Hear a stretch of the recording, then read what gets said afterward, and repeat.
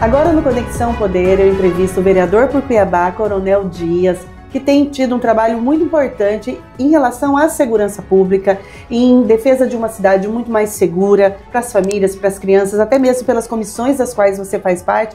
Fica muito claro essa preocupação com o bem-estar, com a segurança, mas sobretudo com a qualidade de vida dos cuiabanos. E nós tivemos dias bem intensos na Câmara pela oitiva do ex-prefeito Emanuel Pinheiro. Também tivemos aí a apresentação dos 6 primeiros meses de gestão pelo prefeito Abílio. Seja muito bem-vindo ao Conexão Poder, vereador. E hoje aqui a gente vai falar sobre muitos assuntos que fazem parte do cotidiano das pessoas. Obrigado, Ana.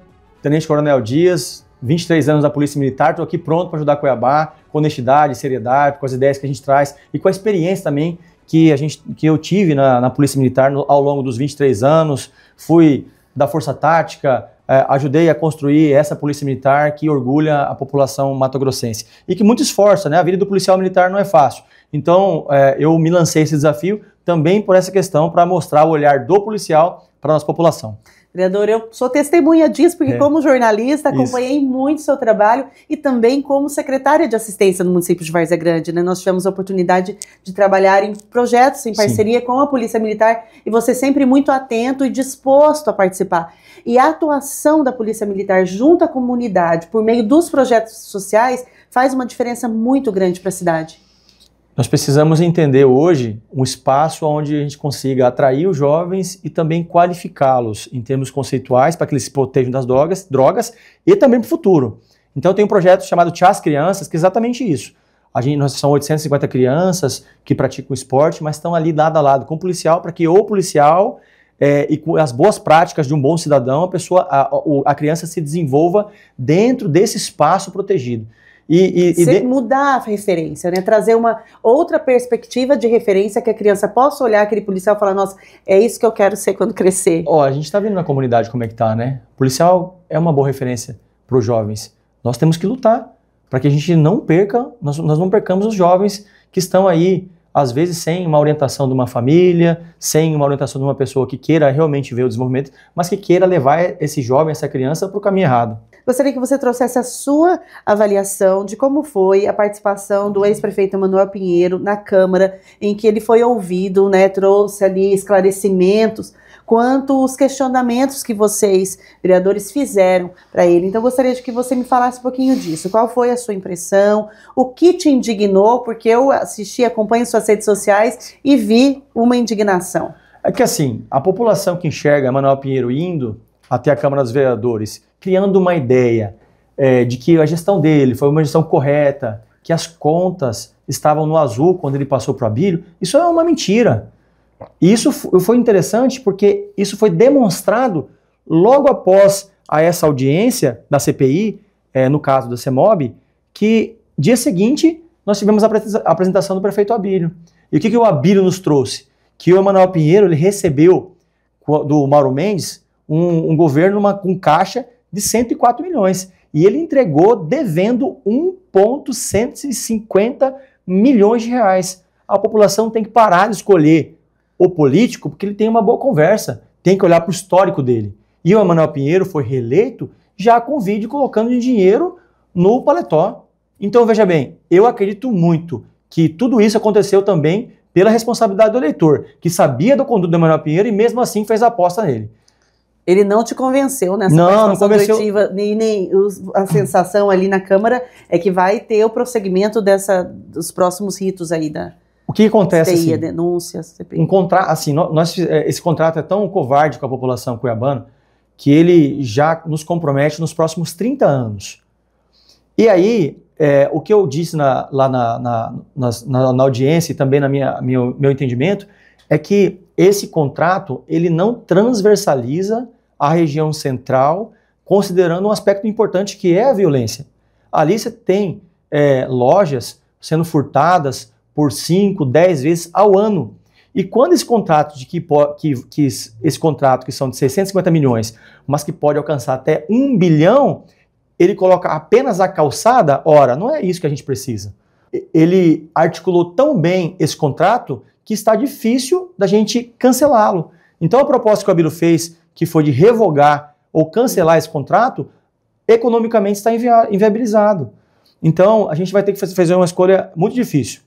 Ou nós cancelamos e pagamos uma indenização alta, na ordem de 20 milhões, 200 milhões, ou então nós continuamos com esse contrato, mas a nossa intenção é de renegociar para que novas medidas e novos benefícios sejam alcançados por esse contrato que tem um valor estratosférico. Então, acho que assim, o contrato está muito superficial, por isso que a gente precisa apertar muito para a gente ter muito bem definido e a população cuiabana não perca muito, porque vai perder. Não tem como. Infelizmente, esse contrato não foi bom para a nossa população. Quando você citou aí o centro histórico, o que falta para o centro histórico? O centro histórico, a primeira coisa que falta nele é a segurança. Nós temos ali moradores de rua, viciados em drogas, temos provavelmente o crime organizado, está ali também. Então a segurança é um papel importante, mas só a segurança resolve? Não. Nós precisamos atrair as pessoas para voltarem para comprar no centro, como historicamente era há 20, 30 anos atrás.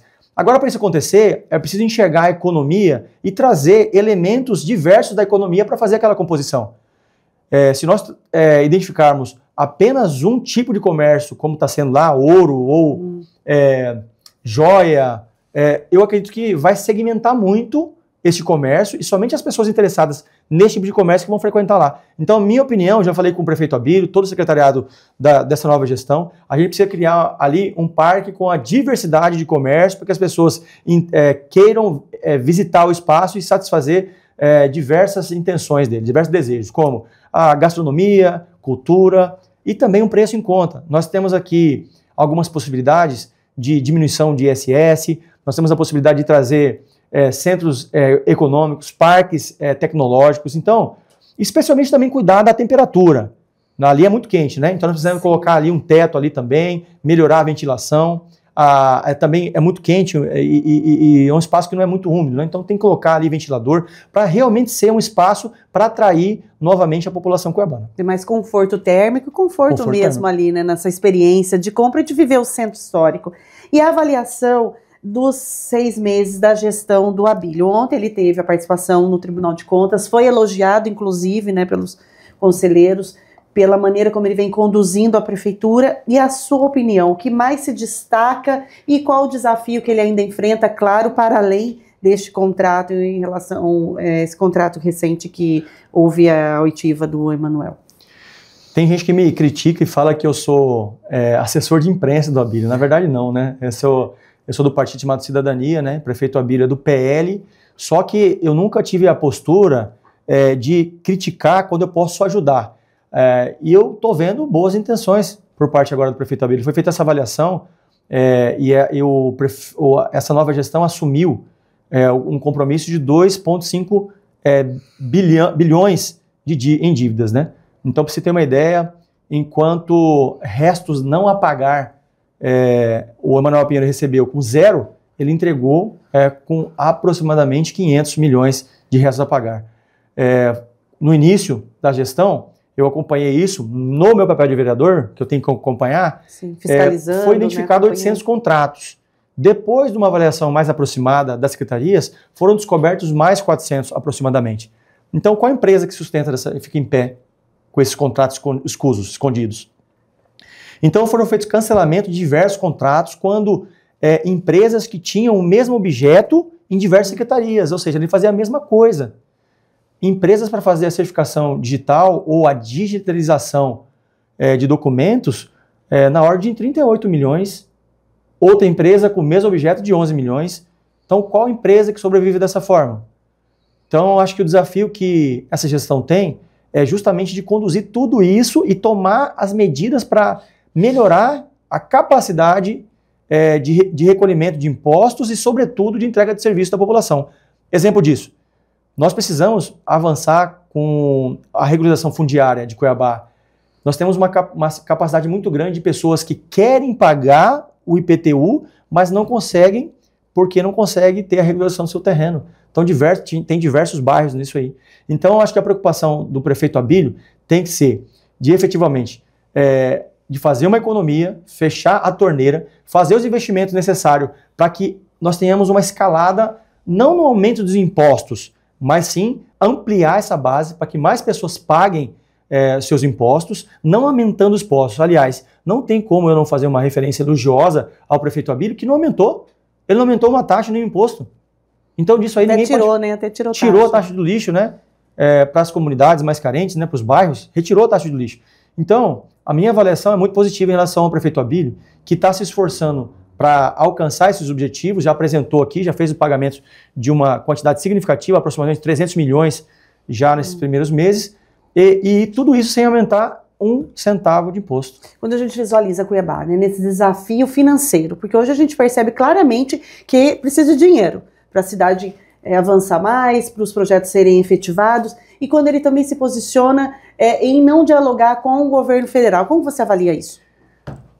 O prefeito Abílio, ele, junto com o seu secretariado, ele colocou metas e atribuiu responsabilidades para dialogar com os poderes. Hoje mesmo, ele teve com o governador discutindo os investimentos para Cuiabá, porque Cuiabá ficou muitos anos muito aquém dos investimentos feitos no interior, então hoje é feito esse alinhamento. E eles têm uma boa parceria. Tem uma boa parceria, e aí o governador disse que são 3 bilhões sendo investidos, e a gente reconhece isso. O governador é, sim, uma referência de gestão, está para a história do estado de Mato Grosso. Agora, junto ao governo federal, a gente não vê boas intenções para fazer investimentos em Cuiabá, a gente vê somente uma briga de narrativas, e talvez ele não faça esse investimento porque Cuiabá e Mato Grosso têm a perspectiva de direita, né? Então, para que ele vai investir aqui se o resultado deve ser esse pensamento dele, né? Por que ele vai investir aqui se o resultado dele politicamente vai ser baixo? É melhor investir em outro local. Então, nós temos muito bem conceituado aqui quais são as propostas de políticas e econômicas que vão levar o Brasil a uma situação economicamente pujante, que não é essa perspectiva do governo federal. E, vereador, mas nós temos um ministro de Mato Grosso que tem tido aqui presença constante no estado, anunciando recursos, até fez anúncios recentes em relação até mesmo de outras pastas, falando sobre habitação, também no interior de Mato Grosso, falando de logística. Essa presença de um mato-grossense no governo federal não auxiliaria Mato Grosso no acesso a mais recursos? Deveria auxiliar.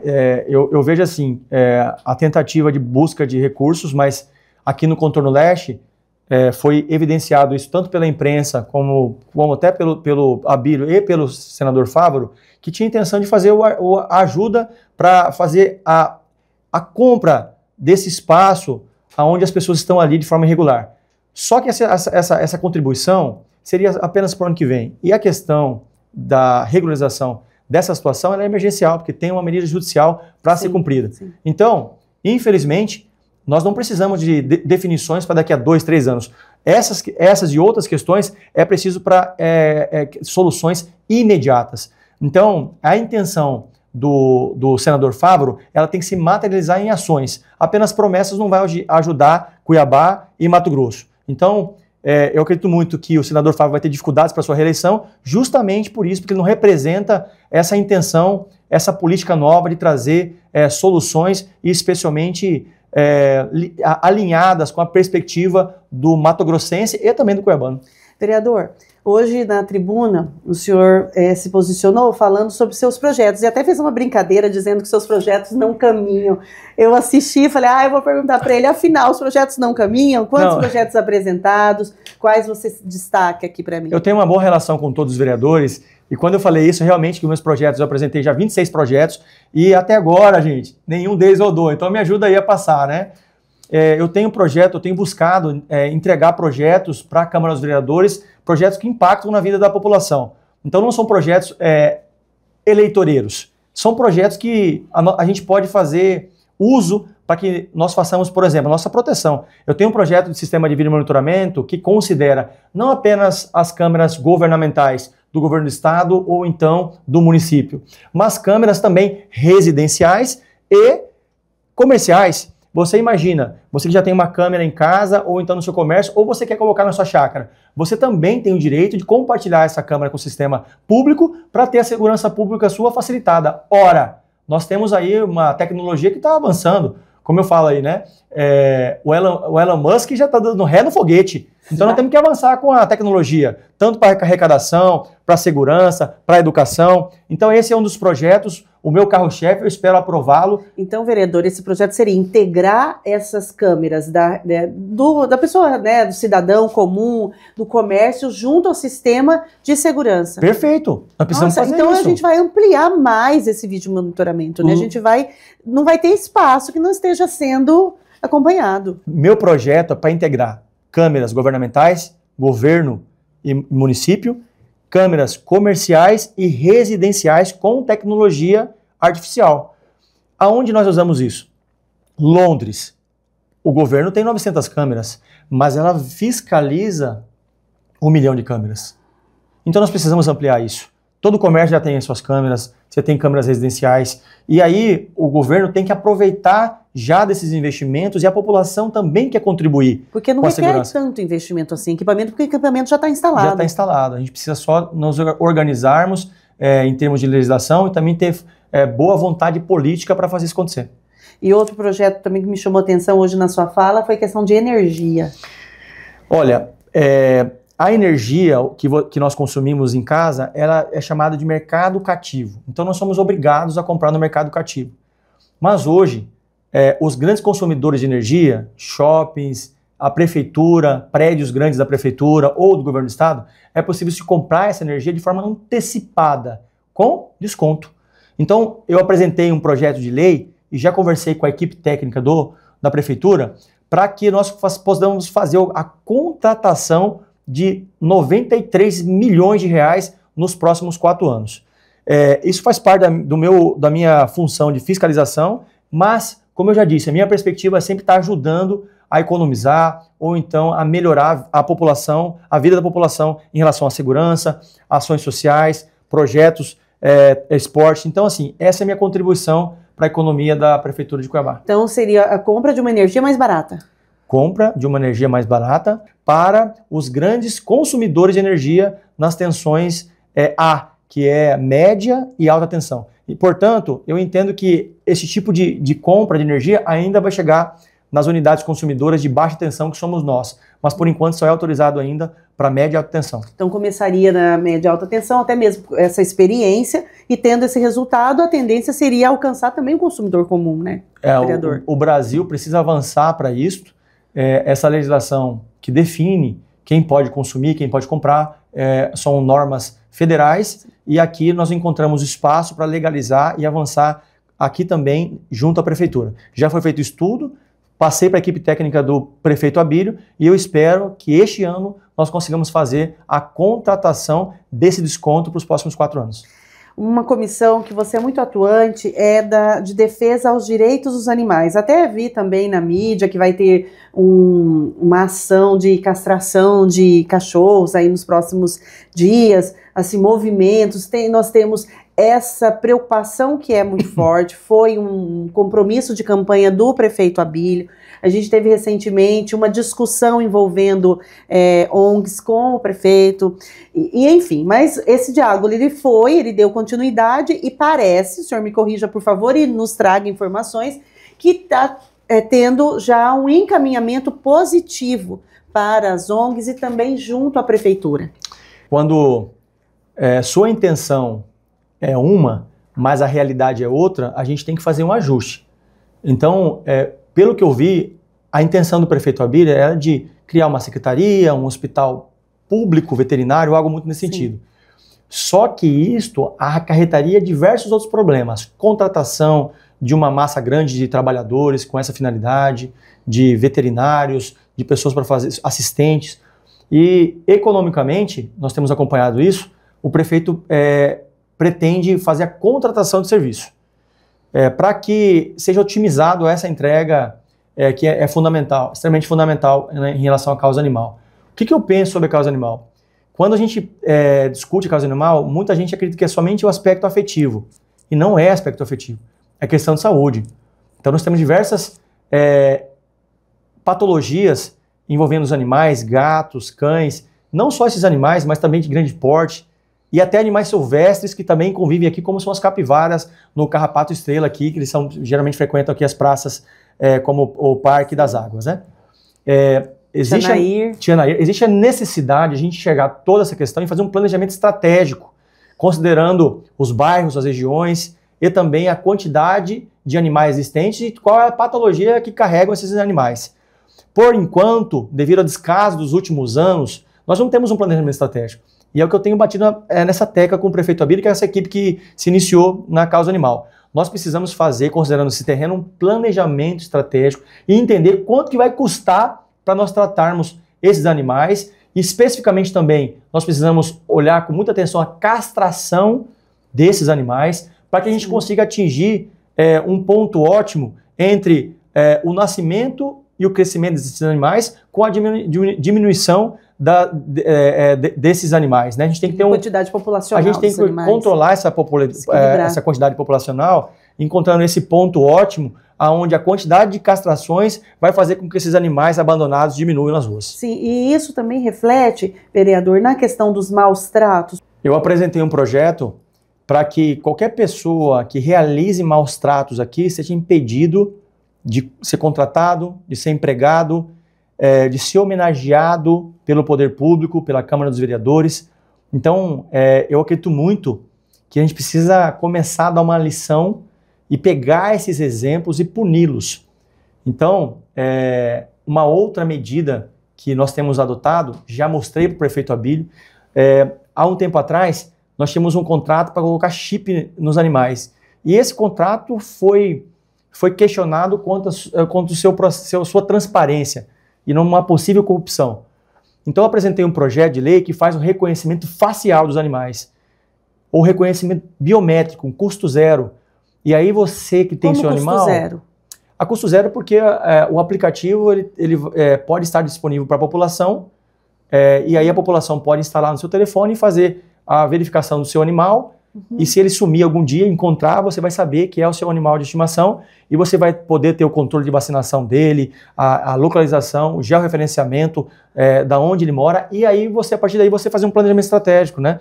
Então, assim, a minha contribuição junto à prefeitura é de fazer com que a prefeitura tenha um planejamento estratégico e tenha ferramentas para melhorar essas principais questões envolvendo a prefeitura. Porque a falta de diagnóstico, de dados, vereador, dificulta muito, né, o avanço. Não temos dados, não temos de nada, informação de ação para essa... Eu assim, ó, eu não olho só pelo aspecto sentimental do animal. Eu olho pelo planejamento estratégico, pela minha essência, pela minha história da Polícia Militar, carrego isso. Então, quando eu vejo alguém resgatando um animal, eu considero, aplaudo, mas eu preciso, como vereador agora, de mais. Eu preciso de um planejamento estratégico para que atenda a população de uma forma em geral e um vídeo de uma atuação específica é importante para demonstração e para reflexos na sociedade, para que mais comportamentos como esse sejam seguidos, mas que efetivamente nós precisamos ter um planejamento estratégico dessa causa animal. É importante, sim, esse assunto para a população que precisa e merece. A maioria das famílias tem um animal doméstico em casa que passa a ser parte da família. Exatamente, e assim também reflete no trabalho das ONGs, né? Que tem um trabalho em Cuiabá muito importante e precisa de ajuda, de auxílio. As ONGs realizam um trabalho por muitos anos aqui, até pela ausência do poder público. Hoje mesmo, as ONGs exercem um papel muito importante. Nós precisamos sempre ter um processo de qualificação dessas ONGs, no sentido de buscar recursos também nos governos federais, sobre termos de cooperação, emendas parlamentares. Então, há um campo muito grande para a gente expandir e caminhar lado a lado com o terceiro setor. Então, eu acredito muito que as ONGs contribuem significativamente para a causa animal. E agora, nesse momento, enquanto as coisas não estão no trilho ainda, faz um chamamento muito forte do poder público que precisa reagir. Parabéns a todos vocês da causa animal, eu acompanho o trabalho de vocês têm um admirador, tem muito meu respeito. Vereador, hoje a gente teve aí um episódio de violência entre duas mulheres que em tese seriam irmãs, enfim, ali na questão de cuidadoras de carros próximo à Praça Popular, e o senhor se manifestou sobre também um projeto de lei que teria o objetivo de proibir a atividade dos guardadores e lavadores autônomos dos veículos, chamados popularmente de flanelinhas, em vias e espaços públicos de Cuiabá. Fala um pouquinho sobre isso. Você já dirigindo, foi estacionar em algum lugar e foi abordada por algum flanelinha? Sim. Você se sentiu segura ou pagou porque estava com medo? Então depende, porque a gente acaba fazendo amizade com os flanelinha. É, né? Eu vou falar, porque é verdade, eu parava sempre. Mas o que o senhor posso dizer que todos, então, porque você fez amizade com esse, em outro local que você não conhece. É que em um lugar que seja, especialmente para nós mulheres, né, um lugar que seja desconhecido para mim, em determinado horário da noite, confesso que se eu parar meu carro e for abordada por alguém que eu não conheça, dependendo do horário, eu ficaria um pouco receosa. Tem muitos relatos de reclamações de meninas mais jovens, mulheres, senhoras, idosos, que se sentem ameaçados por esses guardadores. E aí você tem hoje... E quando você faz a negativa, também tem relatos de atitudes agressivas, e já aconteceu, por exemplo, você não vai pagar para estacionar aqui, então tira o seu carro, porque quando você voltar vai estar todo riscado. Exatamente. Eu acho que esse medo, ele tem... Por mais que a pessoa tenha algum tipo de conhecimento daquela pessoa, esse medo ainda existe. Essa atividade de guardador de carro, ela não existe, essa ocupação. Diversas cidades tentaram regulamentar isso, não deu certo, não dá certo.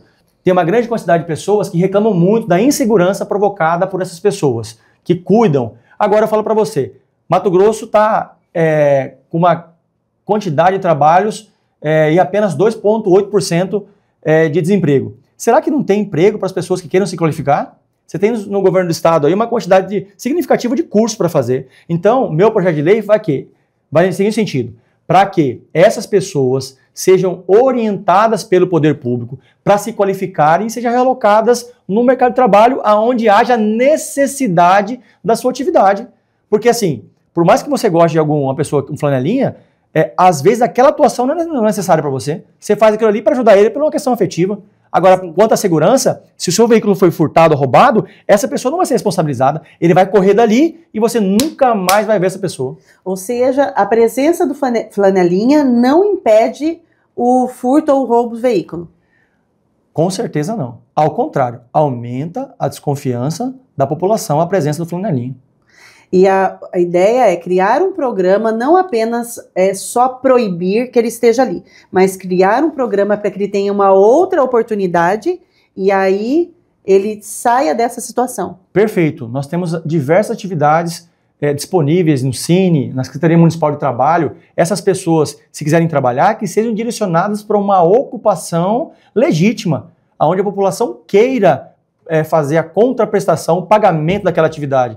Agora, vamos ser sinceros, flanelinha, quem quer pagar flanelinha? Não existe isso. Aí você paga pelo estacionamento rotativo e no mesmo espaço você tem que pagar por flanelinha. Se o seu veículo foi roubado ou furtado, nem a prefeitura vai te pagar pelo roubo furto e nem mesmo flanelinha. Então a gente ainda vive e aumenta o sentimento de insegurança. E esse projeto de lei ele foi apresentado, está em comissão? Está apresentado, espero também ser aprovado o nosso projeto. Porque ele tem um apelo popular muito forte, né? Possivelmente o senhor encontrou muito apoio nesse projeto. Muitas reclamações, mulheres, idosos. Veio a partir da demanda. Veio da demanda. Isso aí nas nossas mídias sociais. Vereador, um outro assunto importante que o senhor tem se manifestado em relação à Comissão da Criança, a situação das crianças. Uma notícia que impactou de uma maneira muito alarmante para a gente, de uma criança que morreu, ela estava em casa-lar, e a gente sabe o cuidado que casa-lar tem, os profissionais, a qualificação, a gente sabe da rede que compõe essa proteção da criança, a gente sabe o papel do Ministério Público, enfim, né? E essa criança, ela se alistar em casa-lar porque foi retirada do convívio da família porque sofreu violência. E aí, num evento em Cuiabá, foi apresentado um levantamento do Fórum Brasileiro de Segurança Pública pela Unicef que mortes violentas intencionais de crianças de 0 a 9 anos cresceram mais de 450% em Mato Grosso entre 2022 e 2023. E, paralelo a isso, em contrapartida, o estudo de pobreza multidimensional trouxe uma redução. A pobreza extrema de 2017 a 2023, no número que alcança crianças nessas condições, diminuiu de 28,8% para 18,8%, né? Então, a pobreza extrema diminui, mas as mortes violentas intencionais crescem. Não dá para conviver com esse número. Para esse tipo de situação, nós temos que pensar em pena perpétua, em pena de morte. Nós discutimos muito a causa da mulher e é muito importante a gente discutir isso.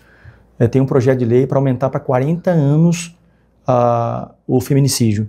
Concordo com isso. Pena máxima a todo marginal que agride mulher, que mata a mulher.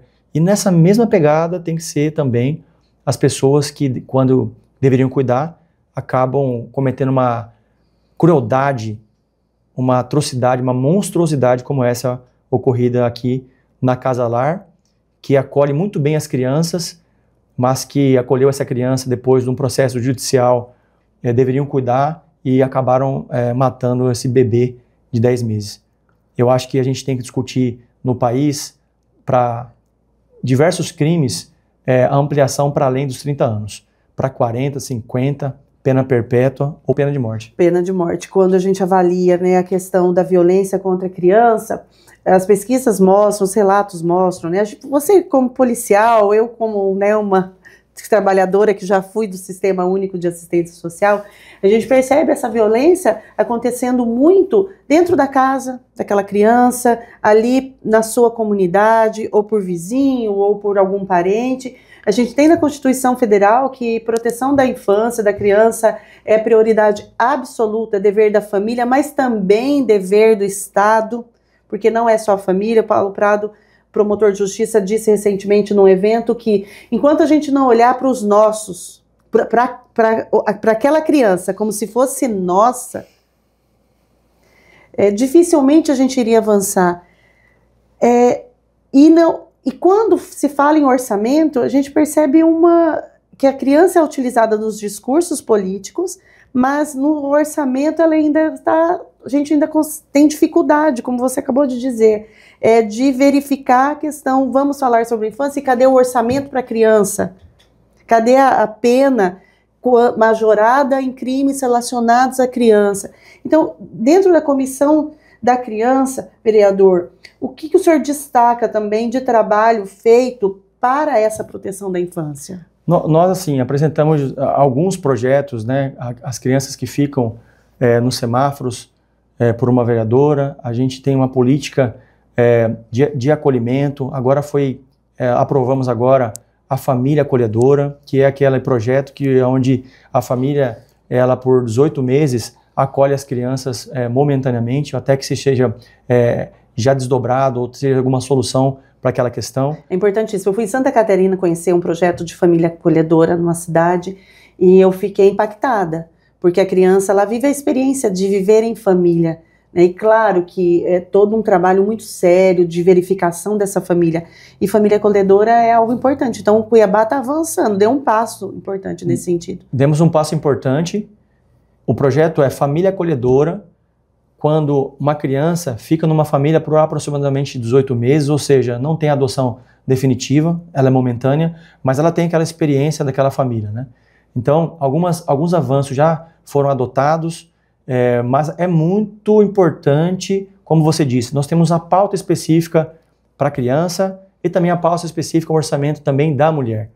Eu acho que esses dois assuntos são assuntos extremamente importantes. Também não podemos desconsiderar a questão do idoso, porque a nossa população está ficando mais idosa.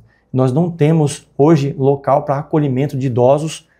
Nós também temos uma defasagem no acolhimento de crianças. Sim, a gente tem uma demanda muito grande, uma lista de espera muito grande de idosos necessitando acolhimento em unidade como abrigo, por exemplo. Perfeito. Então a gente tem que... O grande desafio também é a gente alocar o recurso no que precisa. Esse é o grande desafio. Aí você contrata... De dinheiro, né, vereador? Aí você contrata uma empresa para prestar serviço em 5 secretarias, o mesmo serviço, pagando um absurdo. Então não tem máquina que pague isso. Sempre o recurso do governo público, do ente público, vai ser limitado.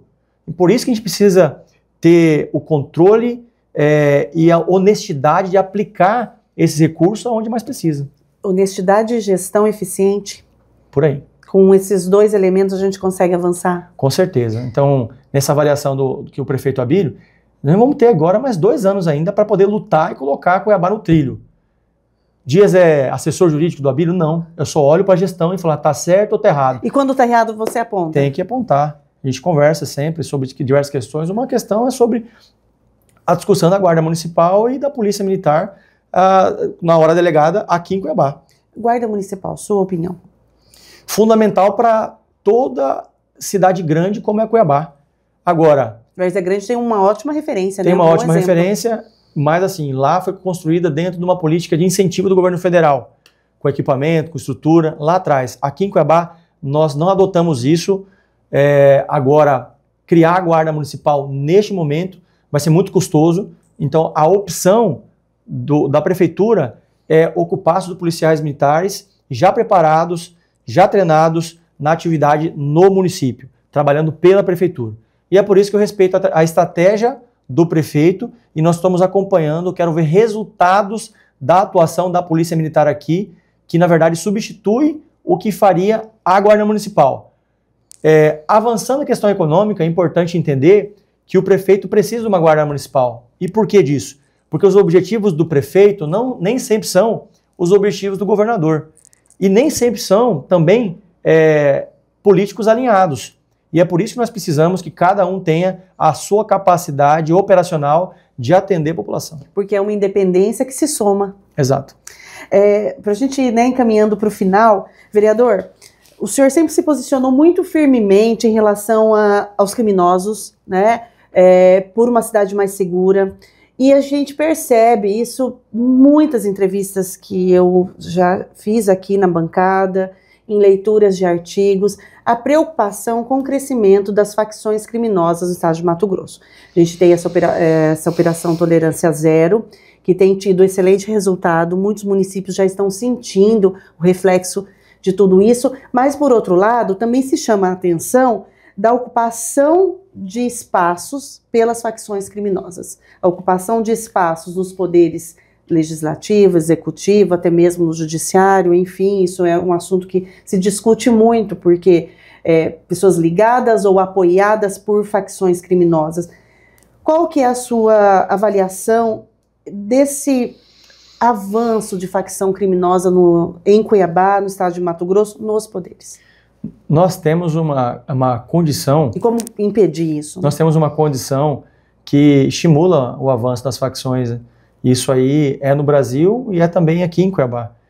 A forma com que nós tratamos os fatos delituosos são isolados. Então imagina, quando alguém comete um crime, a investigação e as provas vão relacionadas àquele delito. Quando hoje existe todo um ecossistema criminoso que é preciso ser enxergado todos esses fatos, não de formas isoladas, mas como um conjunto de atuação, e aí você começa a atuar de forma mais eficiente no combate ao crime. Da forma com que o Brasil está tratando, e também nós estamos tratando aqui em Mato Grosso, a tendência, por mais que a atuação seja firme agora nesse programa do governo, da Polícia Militar e da Polícia Civil, a tendência é as coisas nesse momento ficarem mais tranquilas, mas no segundo momento avançar também. Então é preciso a gente enxergar isso com uma forma mais ampla e atacar não nos fatos isolados, mas entender como é que funciona o conjunto de ações e atuar com medidas jurídicas, as polícias, os promotores, os juízes, não cada um querendo fazer valer a sua intenção ou o seu prestígio institucional, mas fazer com que esse controle seja efetivo e quem ganhe não é a instituição, e sim a população, para que nós não ficamos refém. Mas assim, o que a gente vê é uma atuação conjunta desses órgãos, mas não de todos os órgãos. Para se ter uma ideia, eu entendo que deve existir uma lei do Poder Judiciário que simplifique as decisões judiciais para que a gente não tenha interpretações diferentes para um mesmo fato. Sim, então, por exemplo, a gente está chegando aí, próximas eleições, né, teremos eleições daqui a um tempo, daqui a outro tempo a gente tem outras eleições, né, porque a gente tem, hoje impera eleições diferenciadas, né, o período que é presidente, governador e depois vereador, prefeito, um exemplo. Fala-se tanto sobre isso, quando chega o momento de eleição, o senhor acha que ainda existe uma fragilidade para a gente conseguir impedir que o crime consiga eleger seus representantes? A questão do processo eleitoral, ele diminui a atuação das polícias. Nesse período, é impedido o policial militar de fazer uma série de ações. É necessário estabelecer um grupo de trabalho envolvendo as polícias militares, os poderes, todos os poderes, para que seja feita uma atuação nesse período eleitoral, não só em combate a possíveis candidatos de facções, que existe mesmo, mas também o processo corrupto que historicamente acompanha o processo eleitoral brasileiro. Então, a atuação de um grupo, uma força de tarefa no período eleitoral é essencial para a nossa sobrevivência enquanto sociedade, para nós não termos políticos com patrocinados pelo crime e também pessoas que queiram fazer a tradicional e ilegítima compra de votos. Ficaria horas conversando com o senhor, porque tem muito assunto, mas deixo a câmera aberta para que você possa fazer suas considerações finais, trazer algum assunto que eu não abordei, mas que seja importante, e claro, deixar sempre o convite aberto para voltar. Obrigado pelo convite, um abraço a todos vocês. Nós estamos aqui trabalhando com muito respeito, humildade, atenção, esse esforço tem que ser diário, nós não conseguimos mudar de uma hora para outra todas as coisas que nós queremos, mas esse trabalho contínuo a gente vai colocando o trem no trilho. Essa é a nossa perspectiva. Nós estamos aqui acompanhando muito próximo a gestão do prefeito Abílio. Por hora, eu acredito que houveram mais acertos do que erros e toda gestão ela tem equívocos, mas eu confesso que ao olhar as ações que a atual gestão tem adotado, ela tem me trazido uma tranquilidade enquanto vereador. Isso não quer dizer que eu não acompanhe os equívocos, erros. Nós tivemos problemas na saúde, estão sendo feitas correções. E o que nós não podemos admitir é que o poder público municipal esteja contra a população. Nós não podemos permitir que sejam criadas taxas, impostos, que a população fique mais carente, que a população mais carente não tenha a devida atenção, que a vontade de resolver o problema não seja um ponto de partida de cada ação do município. Por isso que eu estou atuando nessa perspectiva. Contem com o Tenente Coronel Dias. Se quiser me encontrar ou encaminhar alguma sugestão, pode me procurar nas mídias sociais, que eu estou pronto para ajudar. Vereador Tenente Coronel Dias, meu entrevistado de hoje no Conexão Poder. Até a próxima.